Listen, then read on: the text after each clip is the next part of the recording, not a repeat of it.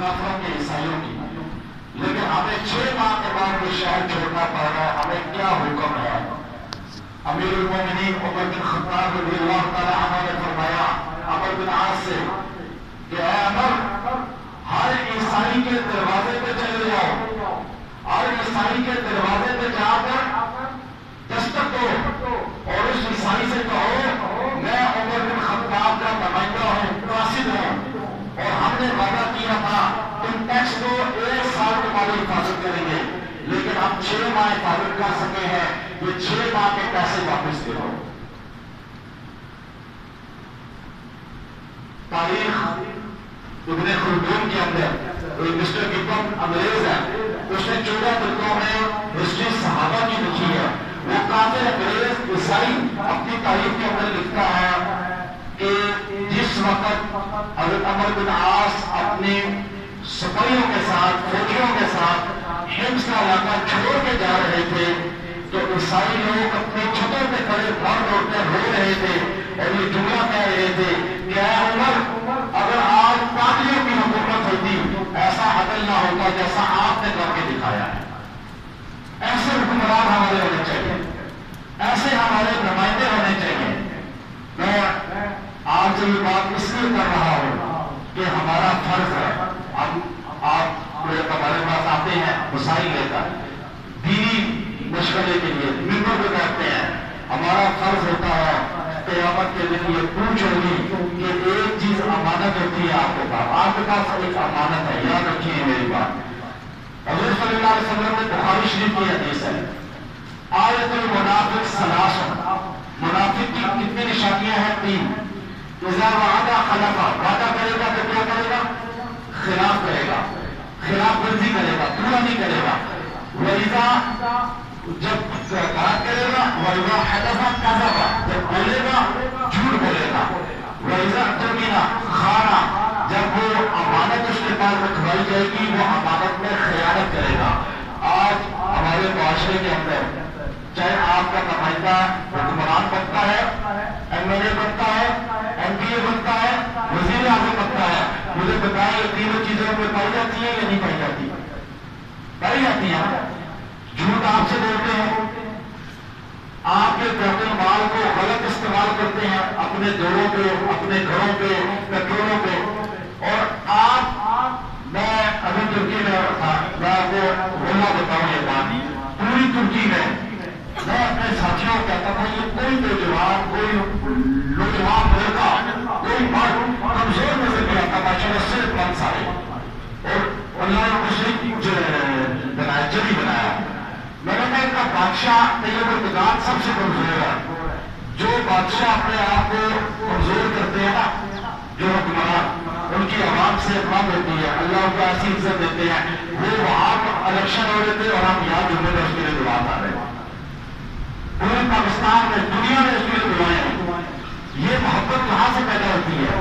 جب یہ لوگ اللہ کی دین کے ساتھ اور اللہ کے قوانین کو سمجھتے ہیں. آج جھوٹ بولنا یہ معاشرے کا حصہ بن گیا ہے. ابھی الیکشن کا دور ہو رہا ہے تو ہمارا 3 چیزیں تو ان کے لیے ہے نا، یہ 3 چیزیں ہمارے لیے بھی حدیث میں ایک چیز آئی ہے وَإِذَا اؤْتُمِنَ خَانَ، جو امانت میں خیانت کرے وہ مومن نہیں ہے. وہ کیا ہے؟ آپ بھی امانت دار ہیں، آپ کے پاس ایک امانت ہے. وہ امانت آپ کے پاس کیا ہے کہ آپ نے مہر لگانی ہے، اسٹیمپ لگانی ہے، ووٹ دینا ہے کہ میں گواہی دیتا ہوں کہ یہ بندہ اچھا ہے. 10 بندوں کی اگر وہاں پر تصویریں ہیں، 10 بندوں کے وہاں پہ نشان ہے، آپ نے گواہی دینی ہے کہ میں گواہی دیتا ہوں کہ میں اس کو اچھا، سچا، ایمانت دار اور دین اور دنیا کے لیے، مخلوق خدا کے لیے بہتر سمجھتا ہوں. اب وہاں پہ آپ کھڑے ہیں اور آپ کے سامنے اسٹمپ لگ رہی ہے تو آپ کے ذہن میں آیا کہ یہ بندہ تو شرابی ہے، یہ بندہ تو لوگوں کا مال کھانے والا ہے، جھوٹ بولنے والا ہے، اور یہ تو ایسا ہے. لیکن میرا ہے یہ پارٹی کا، میرے خاندان کا، میرے برادری کا. یہاں آپ نے خیانت کر دی اگر آپ نے وہاں پہ اللہ رسول کو سامنے نہیں رکھا. یہ خیانت بھی منافقت کی طرف، اور منافق کہاں جاتا ہے؟ ان المنافقین فی الدرک الاسفل من النار. قرآن کہتا ہے منافق جہنم کی تہہ میں ہوگا.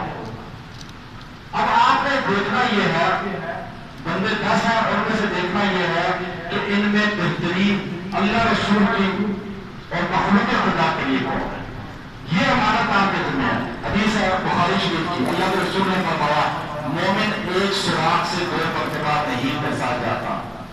جس نے آپ کو پہلے بھی پھنسا, آپ نے ان کو لایا, انہوں نے آپ کو کیا دیا, آپ دوسری بات پھر ان کو لائیں کہ نہیں جی میرے ہے یہ, میں اس پارٹی کا ہوں, تو یاد رکھیں یہ بات گویا کہ آپ ایک جگہ سے دو بار ڈسے گئے تو آپ مومن نہیں ہیں.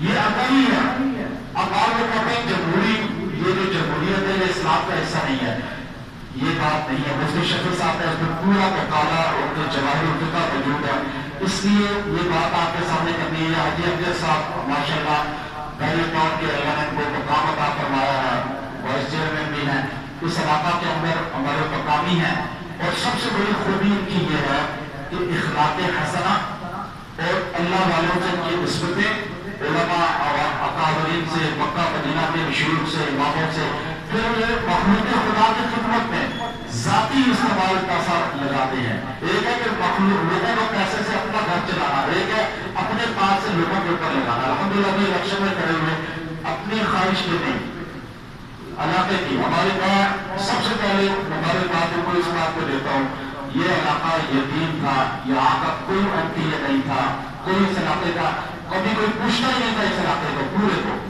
باہر سے لوگ آتے تھے, ووٹ لے کے چلے جاتے تھے. علاقے کے حالات کیا تھے کسی کو پتہ ہی نہیں. تو اس لیے ایسے لوگ جن کے اندر صلاحیتیں ہیں, جو دین کے ساتھ ماشاءاللہ جن کا, ہمیں ذاتی ان سے کوئی لالچ نہیں ہے. علی صاحب سامنے بیٹھے, ہمیں کبھی ذاتی ان سے کوئی برات نہیں ہے, نہ مسجد کے معاملات میں, نہ دیگر, کبھی برات کوئی لالچ کوئی غرض نہیں رکھی.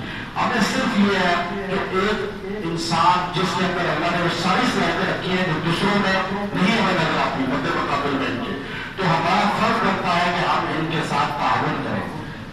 ہمارا تعاون ان کو مضبوط کرے گا. کل کو یہ آئیں گے جب یہ مخلوق خدا کی خدمت کریں گے تو ہم سارے جو تعاون کریں اس ثواب میں شامل ہوں گے.